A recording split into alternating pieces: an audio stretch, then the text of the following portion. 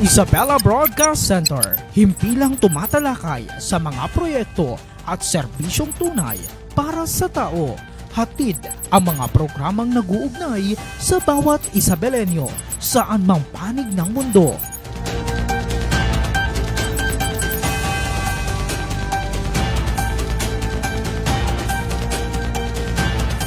Delivering in-depth, trustworthy, and objective news. Dito ka, konektado!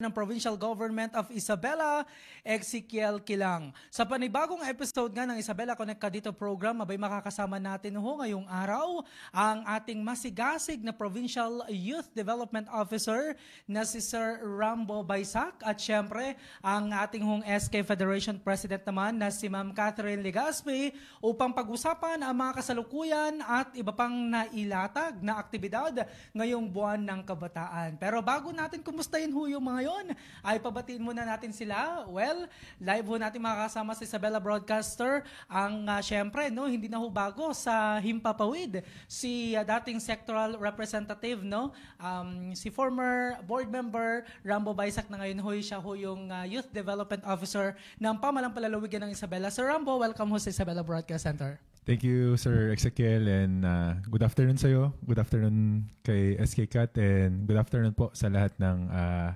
manonood ng PIO.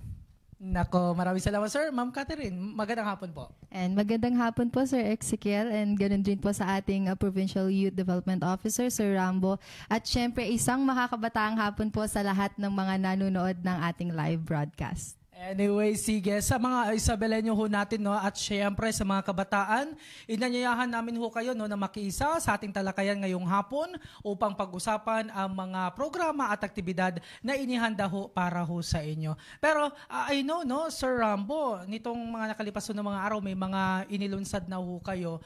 First of all, tanungin ko lang, ano yung mga layunin naman ng Provincial Youth Development Office, ang tagapan ninyo, dito nga sa pagdiriwang ng buwan ng kabataan sa Isabela?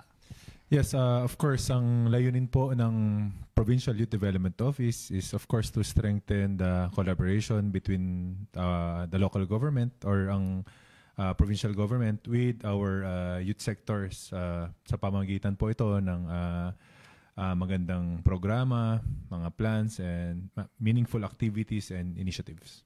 Sige, mamaya sir, babalikan ko kita lalo na sa mga inilatago ninyong mga programa. But of course, kay SK Federation President Ma'am Catherine, ano po yung mga programa naman at aktibidad ang inihanda ng inyong tanggapan para dito sa buwan ng kabataan? And so ngayong buwan ng Agosto ay sineselebrate po natin Youth Month. And kasangga po ng Provincial Youth Development Office ang opisina ng Sangguniang Kabataan sa paglalatag ng mga beneficial na activities para sa ating Isabelino youth. Kagaya na lamang po yung duly concluded launching of our eLive kung saan alam po natin na mas magiging beneficial and accessible na ito, lalo na yung ating mga free services sa ating mga estudyante, lalo na katapat na lamang po ito ng ating ISU Ilagan at ISAT kung saan po pwede na po nilang ma-avail yung ating free scanning, photocopies, free usage of our computers, ganun rin sa ating mga job seekers na malaking katulungan sa kabawasan ng kanilang gastos, lalong-lalo na sa printing, and our researchers also, dahil tayo man po mula po sa municipal and barangay level, isa to sa mga sinusuportahan po nating programa dahil alam natin na malaki ang gastusin ng ating mga estudyante. Kaya ito po isa sa magandang programa na sinimulan po natin for our BNK Kick-Off. At marami pa po tayong mga inilatag na activities kung gusto po ninyo kung okay lang po, na isa-isahin ko po sila. Syempre kasama din po dyan yung ating launching of our Isabela Provincial Youth Assessment Survey kung saan dito po nakukuha po natin yung mga komento or feedback ng ating mga kabataan na makakatulong po sa opisina ng PYDO at SK Office sa pag-craft ng ating PYDP para malaman natin kung ano pa yung mga concerns or yung mga concerns or centers sa ating 10 key centers of participation na dapat pa po nating pagtuunan ng pansin. Nandyan rin yung ating inaabangan na Youth Fest kung saan yung ating mga kabataan magsasama-sama po para sa ating i-prepare na tournament, yung ating mga ball games, pagdating po sa larangan ng basketball, volleyball, nandiyan din yung ating bagong-bago na ML tournament at syempre patalasan din po ng ating mga kabataan pagdating sa quiz bee, debate at marami pa pong mga programa na inilatag natin para i-cater yung bawat talento ng ating mga kabataan sa iba't ibang larangan. And nandiyan rin po yung ating search for our outstanding Isabelino youth. Nung nakaraan, nag-focus po tayo sa ating most outstanding youth volunteer.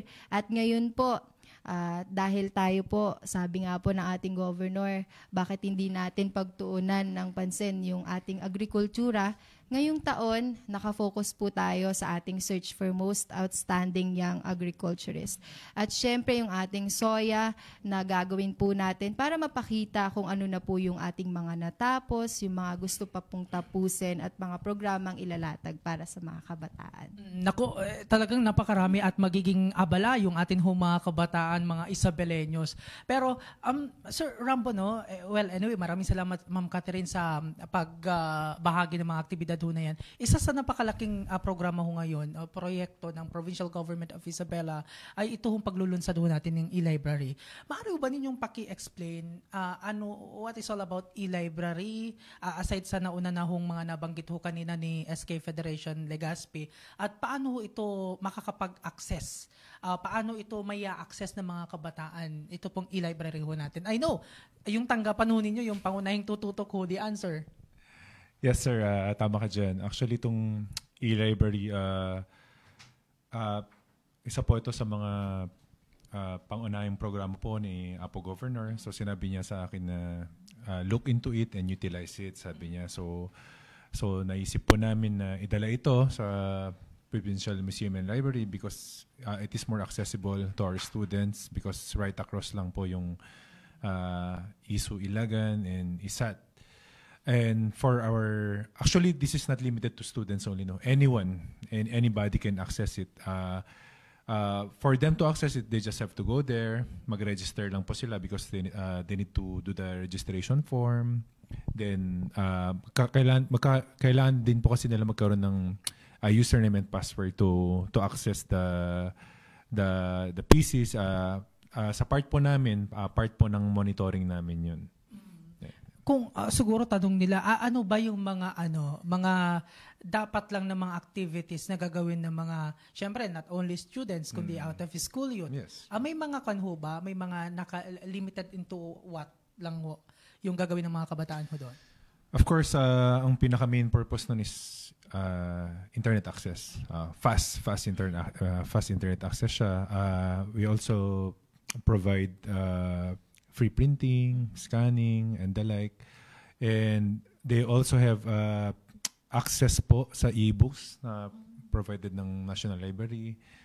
And andun din po yung page ng provincial government natin. And like what SK said a while ago, yung when it comes to job opportunities, meron din po tayong posting doon. So, yung access na sinasabi nyo kanina, basically, they can do their schoolwork doon po sa e-library natin. Ito na rin yung pagkakataon no, para ma-invite natin no, yung mga group of students. Siyempre, mga iba't ibang schools na usually, sir, may mga ginagawang mga forum, something like that. So, pwede na yun ay gawin sa e-library natin. Yes, pwede po. Actually, they can do training there po din po, no? Computer trainings or kung ano man pong pwede nilang or kung ano pang ibang maisip nila with regards to technology training po. Pwede po kaming kausapin lang sa office namin so we can set the dates that exclusive lang po for them yun. So kung sakaling meron ho mag-request, just contact lang ho yung yung tanggapan ho ninyo. After ho ng launching ho ng e-library, Sir Rambo, no, kumusta naman yung feedback mula ho sa mga, lalong-lalo yung mga target ho natin, mga kabataan? Of course, tuwang-tuwa sila kasi actually, based po sa survey ng Provincial Museum and Library, yun po kasing lacking sa doon po sa museum and library natin. Isa po palagi sa top na request nila is internet and computer access. So now, we will cater their needs sa mga estudyante po natin kasi hindi lang po traditional library ang meron na doon ngayon. Meron na rin po tayong e-library. Oo. Anyway, Ma'am Catherine, no, sa mga kabataan ba, I know kayo ho'y nag-iikot sa iba't ibang mga municipalities and cities dito sa Isabela. Kumusta ba yung mga kabataan ho natin when it comes sa pag-access sa mga ganito tulad ng mga library, mga gawain sa mga paaralan na it needs yung access ho sa internet? Ayan. Mula nga po sa provincial, municipal, and barangay level, isa sa mga talagang kailangan na at kinakailangan ng ating mga kabataan ay yung free internet access dahil hindi po lahat may sapat na kakayanan para makapag-access po sa internet. Kaya malaking bagay po na meron po tayong mga ganitong library na makakapagbigay po sa atin mga libreng serbisyo na magagamit po nila lalong-lalo na po sa kanilang mga pag-aaral. Oo naman. Anyway, isa lang ho yan, no, sa napakalaking talagang tinututukan ng mga kabataan ho natin. And of course, sa Provincial Youth Development Office. Sir Rambo, aside from this, no, ano pa yung mga aasahan dito ho sa e-library after ho ng launching ho nito? Well, base na rin po sa mandate ni Gov, sabi niya, mas palakihin pa natin. Sabi niya, palakihin pa natin, parang gawa pa tayo ng bigger youth space, additional computer. So, this is only the start and we are really looking forward po na mas palakihin, mas palaguin pa po natin. So, it would cater more students and youth po. Okay. Anyway, balikan ho natin, no, yung mga aktibidad ho sa buwan ho ng kabataan and of course yung mga programa. Paano po pinapalakas ng inyong tanggapan kay Ma'am Catherine and of course sa inyo ho, Sir Rambo, yung pakikilahok ng mga kabataan sa mga gawain and of course when it comes sa mga decision making, kaugnay sa mga programa para ho sa kanila? Of course, yung ating mga activities po inilalatag po natin para sa ating mga kabataan. At we see to it na yung ating mga activities ay akma dun sa concerns or mga gustuhin ng ating mga kabataan. At pagdating naman po sa pagdidesisyon, kagaya nga po ng nabanggit natin kanina, tayo po ay nagfo-float na ng ating ayas. Dun po pumapasok yung pakikisama or accommodate natin ng mga concerns, comments, and feedbacks mula po sa ating mga kabataan. Sa ganong paraan, napaparamdam po natin sa kanila na yung kanilang mga concerns at mga komento ay atin din pong aaksyonan. Kaya sa ganun po nating paraan mapaparamdam sa kanila na sila po yung mga kabataan na hindi lamang napalamuti dyan sa kanilang mga bayan-bayan, kundi mga kabataan na merong impactful thoughts at mga kabataan na kapaki-pakinabang.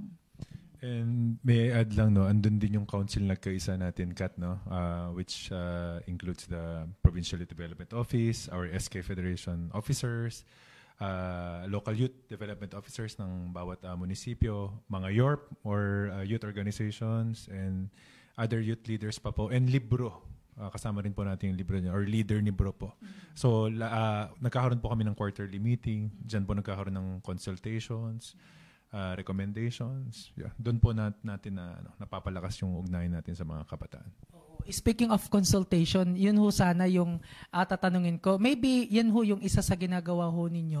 When it comes ho sa mga hamon na karaniwang kinakaharap po ng mga kabataan dito ho sa Isabela, aside doon ho sa consultation, paano ho ninyo ito parang tinutugunan ho naman just in case may problema si estudyante or si out of school youth. So paano ho ninyo ito na-identify and paano ho ninyo ito na-actionan kung meron? Okay. Of course, meron po tayong mga partner agencies, no? Kasama po natin dyan ng IPHO, DepEd, TESDA, and marami pa po. So, depende po kasi yan kung anong issue or problema ng bata. Then, we would refer that to that office. Kasama rin po natin dyan ng PSWDO, Opo. So, right now, ang isa sa mga struggle or issues ng ating mga kabataan is more on health. Nandiyan na po yung mental health, issues and challenges, particularly challenges sa school po. Ayan po yung medyo marami-rami po tayong cases ngayon. Meron din po dyan HIV, which is on the rise, no? I think sa region, Isabela po yata ang highest. So, ang ginagawa naming action dyan is we do, actually magkakaroon po ng caravan ng PYDO. Magkakaroon po kami ng parang intervention, campaign, awareness, free testing or free screening. Ganun po yung mga hakbang ng aming opisina. Dagdag ko lang din po sa sagot ni BM Rambo. Ayan, marami po talagang mga concerns ang ating mga kabataan o hamon na kinakarap nila. And ngayon, dadagdagan ko lang din po yung sa mental health issues dahil tumataas po yung cases po natin, lalong-lalo na pagdating sa depression, anxiety, and other more mental health concerns. Nadala po siguro ng peer pressure o pressure dahil sa pag-aaral, social media, and other more factors. And syempre, hindi po natin pinapabayaan. Nagtatap po tayo ng mga agencies na mas may alam para alam po nila kung paano tutugunan yung mga concerns po natin dyan. Kaya po tayo patuloy po tayong lumalapit sa ating mga guidance counselors pagdating po sa schools at patuloy po tayo sa pakikipagtulungan sa iba't ibang ahensya na para makagawa ng safe spaces for them. And another one is yung kakulangan siguro sa oportunidad sa trabaho at edukasyon dahil marami po sa ating mga kabataan talagang limitado, lalong-lalo na po sa financial. Kaya malaking tulong po ang binibigay ng ating gobyerno, lalong-lalo na po yung ating BroEd program para po sa ating mga kolehiyo na makabawas man lang at makapagpatuloy po sa kanilang mga pag-aaral. Nako, when it comes sa mental health issues so na yan, saktong-sakto, ang dami hong mga activities na nakalatag ko. Yun ho sana din yung, again, isa kong tanong, sa tingin ho ninyo, ano yung mga iba pang mga epekto no, ng pagdiriwang ho ng Buwan ng Kabataan when it comes ho sa pagpapalakas ho ng kamalayan at pag-unlad ng mga kabataan ho sa lalawigan? Kasi when we say Buwan ng Kabataan, isa lang ho kasi yung tatak ho diyan. It's either kapag celebration ho ng Buwan ng Kabataan, basketball. So, what do you think yung magiging effect ho nito, nitong mga nailatag ho ninyong mga activities, so, sir and ma'am? Okay, unang-una, of course, Buwan ng Kabataan, nakafocus po ito sa youth, of course, naturally, no? And yung magiging effect po nito is, actually, ang kabataan, limitless ang potential niyan. So, in a way, empowerment po ito para sa kanila. Hindi lamang po, actually, very parang konti na nga lang sports. Mas marami po kaming ibang program na hindi lang po sa sports nakatutok. Actually, itatap pa po namin yung mga ibang talents nila. Kat, can you expound on our sa mga ibang natin? Opo. And dagdag ko lamang din po na talagang itong Buwan ng Kabataan at hindi lamang naman po Buwan ng Kabataan natin ramdam ang suporta ng gobyerno para po sa ating kabataang Isabelino. Andiyan rin po yung ating iba't ibang mga activities. Kaya nga po we see to it na hindi lamang sports ang tinututukan ng ating Sangguniang Kabataan, ng ating PYDO, binibigyan rin po natin ng oportunidad yung iba't ibang mga talento ng kabataan natin for us to nurture them at i-highlight din yung mga contribution ng ating mga kabataan, lalong-lalo na po sa ating social concerns. When it comes to sa support, no, yung mga mga talents ho nila, talagang kita ho naman natin yung support ho ng mga tanggapan ho ninyo. Aside from that, may mga ginagawa pa po ba kayong mga pagtulong ho sa kanila? Like, for example, tapos na sila sa pag-aaral. Parang doon na kasi nag-i-end eh. Parang pasensya na ho. Noong mga nakalipas na mga taon, may mga naiiwan ho kasi ng mga kabataan. So what is your plan? Para nang sa ganun, sabi nga ho natin, no one's left behind. Yes. Parang ganun. Tama yan. Tumutulong tayo during pag-aaral nga ng ating mga kabataan through our Bro Scholarship. Pero sabi nga ni Gov, after nila graduate, So dapat tulungan pa rin natin sila when it comes to to their job seeking or job employment opportunities, dapat nandun pa rin tayo. Tutukan natin sila or kahit papaano bigyan natin sila ng i-prioritize natin sila kung meron man tayong opening.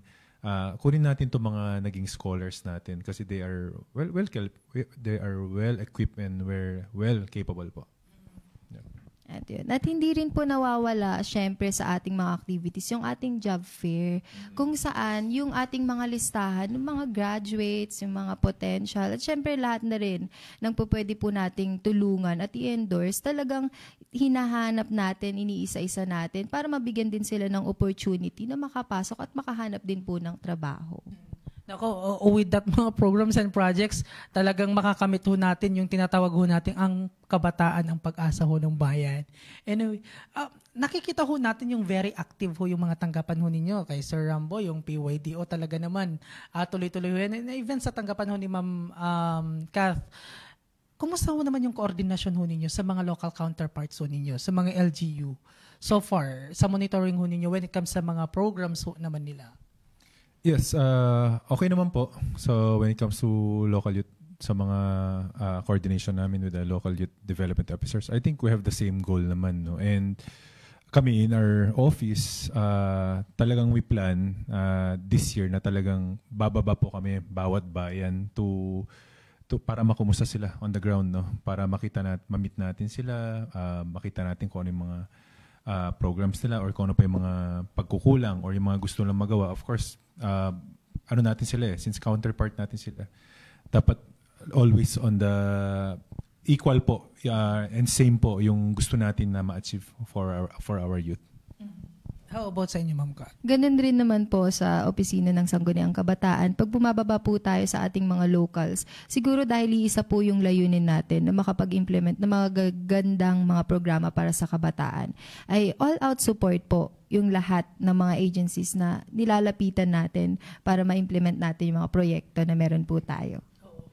Sa inyo hong mga kumustahan ho, no, sa mga local ho na pamahalaan, yung mga kabataan ho natin. Again not only students, so yung pinag-uusapan ho natin, in general kabataan, whether estudyante ka man or out of school youth, may mga nailalabi ho ba sa inyo na, Sir, Ma'am, baka pwedeng ganito naman yung programa or ganito naman yung tutukan ho ninyo? Kung meron, ano po ito? Yes, definitely meron and marami kasi actually very vibrant, very active po itong mga kabataan natin, no. Actually yung last na naging second quarter meeting namin, yung sa council nagkaisa, diyan po lahat nagsilabasan, lahat ng mga suggestions nila, and actually tong buwan ng kabataan celebration natin some of our programs, nag-derive po siya during our second quarterly meeting. And yan, tinatanong rin po namin sila, kunwari, sino pong gusto yung ma-awardan this year, di ba? Kat? So, nagkakaroon po palagi ng consultation. Actually, napakarami. So, sabi namin yung iba, baka next year na natin. Next year natin ilagay. Kasi sabi ko, we cannot cater them all this year, sabi ko. So, nakakatuwa rin kasi dahil they're thinking out of the box, kung ano pa yung nasa isip nila, at sinasayo po nila yun. And I really appreciate that. Actually, yung ibang mga activities natin, such as yung ating quiz bee, debate, yung ating mga contemporary competitions, mga bago po yan ngayong taon dahil napagbigyan po natin yung iba. And yung mga ating mga kabataan, alam din po nila na kailangan makater din yung iba at mapagbigyan yung iba dahil naniniwala sila na may iba't ibang talento ang kabataang Isabelino. Kaya ngayong 2025 Celebration of Youth Month, itong mga activities po natin na to, hindi lang po natin iplinat dahil gusto natin sila, kundi dahil kinater po natin yung mga suggestions ng ating mga kabataan. Oo, patunay ho yan na talagang yung ugnayan ho ninyo is nandoon. That's why ang daming mga mga activities. Parang kumbaga malaking fiesta, parang ganun, no? Pero anyway, kumusta naman? Marami na ho bang mga nag-e-entry sa mga activities ho ninyo? Or parang wala nang slot so far? Pwede pa bang humabol? Lalong-lalo yung mga nanonood ho ngayon, sir.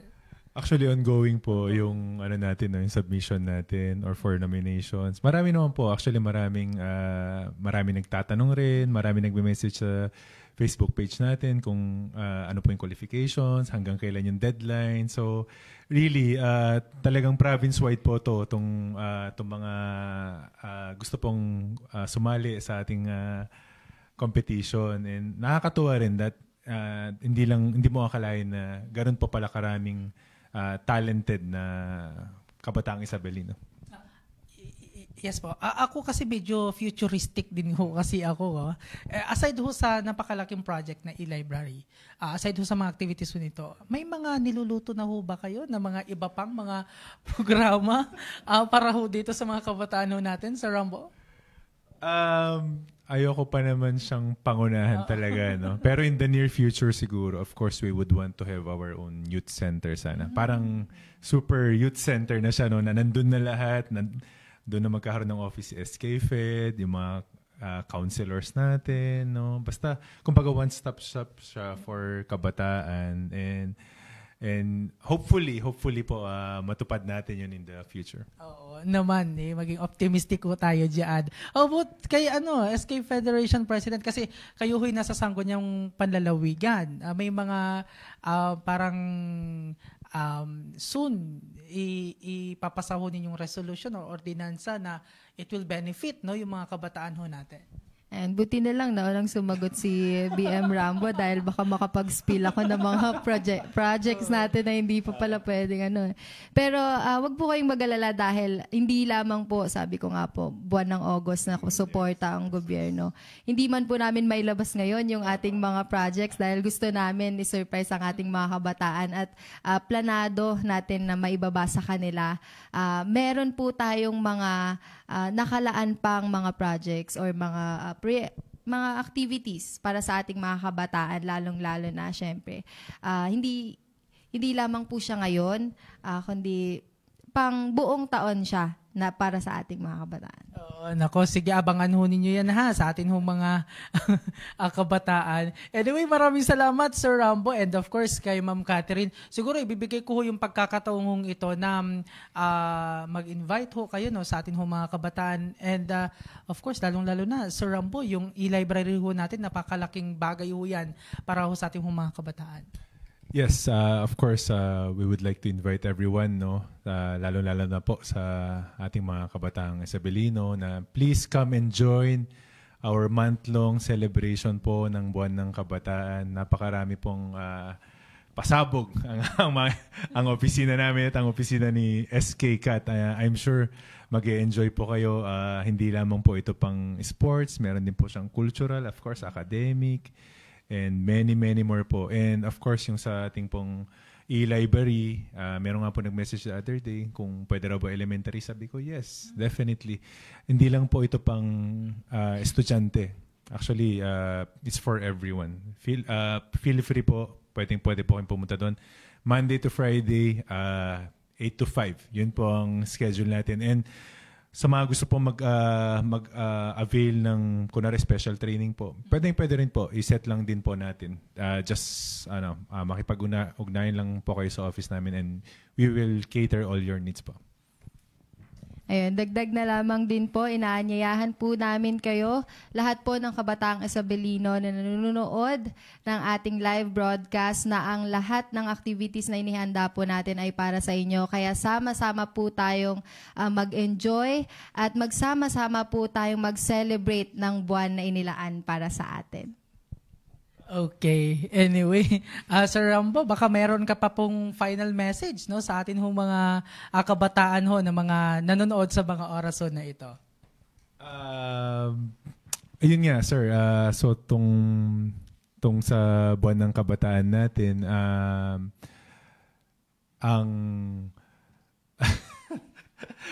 sorry, napakarami kasi talaga nitong, we are really overwhelmed, sir, no? Actually, hindi ko pa nabanggit pala kanina, meron pa tayong isang bloodletting activity. Ayan, oo. So, this is, I think, in partnership with PDRRMO, with Attorney Watu. Oo, sorry, nakalimutan ko lang siyang banggitin. We're still to finalize po yung date natin. Ayan, yun po yung nakalimutan kong sabihin, sir. Yes. Oo. Syempre, yan ay within month of August, syempre. Habulin namin, sir. Habulin namin this month kasi talagang puno kami, sir. Even weekends, talagang may schedule rin po kami. Oo. Kung may bloodletting para pumasa, kumbaga, no, yung ating mga kabataan mag-rest. Diba? Dapat wala ho kayong sakit. At kung kayo ho ay natatakot, may mga ganun ho kasi, sir, no? Natatakot ho na magpakuha ho ng yung sa Ilocano, agidonar itidara, kunadang isipin ho natin yung buhay ho na masasave ho natin. Actually, meron naman po mag-screen sa kanila. Partner po natin dito ang taga-IPHO, ang ating provincial hospital po. No? And tama po yung sabi nyo, marami po talaga tayong madudugtungan na buhay. And alam niyo naman, in demand po palagi ang dugo. Kaya we're encouraging po everyone to please volunteer and give. Magbigay po tayo ng ating dugo. Anyway, sige. Or baka may pahabol ka pa ho, Ma'am Kat, sa ating mga kabataan, lalo-lalo na sa iba't ibang mga munisipalidad natin dito sa Isabela. Ayan. Muli, inaayayahan ko po sila, although lahat po ng ating Sangguniang Kabataan at youth organization at iba't ibang ahensya, nagbigay na po ng kanilang commitment para po sa partisipasyon para sa ating buwan ng kabataan. Huwag po tayong magsawa, magbigay ng effort at interest dahil ang ating gobyerno hindi po nagsasawa na magbigay ng tulong at para bigyan po ng oras ang mga kabataan dito sa Isabela. So sir, panghuli lang, no? Of course, sa buwan po na ito, ipinagdiriwang po natin ang mga talento, adhikain at pagkakaisa ng kabataan sa Isabela. Okay, sige. Maraming salamat. There you have it, no? Siyempre, si dating board member, Rambo Baysak, at si SK Federation President, Ma'am Catherine Legaspi. Maraming mga exciting na events at ito'y pagkakataon para sa inyong lahat na makapagbigay ng boses, makapag-ambag, at makapag-enjoy sa mga gawaing pangkabataan sa Isabela. Kaya naman, Isabela, sabi nga ho natin, tara na makiisa ho sa buwan ng kabataan. Maraming salamat din ho sa lahat ng mga tumutok. Abangan ang susunod pang episode tuwing Martes at Biyernes ho yan sa parehong oras at parehong programa. Huwag din ho kalimutan na i-like at i-follow ang ating Facebook page, Isabela PIO, upang maiwasan ang anumang fake news at manatiling updated sa mga mahalagang impormasyon. Sa ngalan ng aming Provincial Information Officer na si Attorney Elizabeth Binag at ng Isabela Broadcast Team, ako po ang inyong resident broadcaster ng Pamalang Palalawigan ng Isabela, Ezekiel Kilang, na nagsasabing etam nga na. Maraming salamat, sir. Thank you, Sir Ezekiel. Thank you po.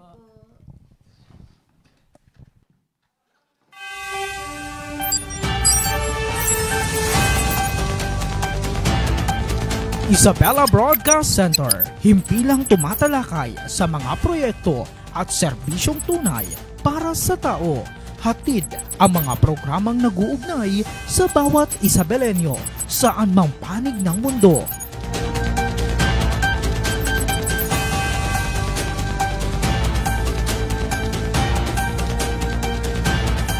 Delivering in-depth, trustworthy, and objective news.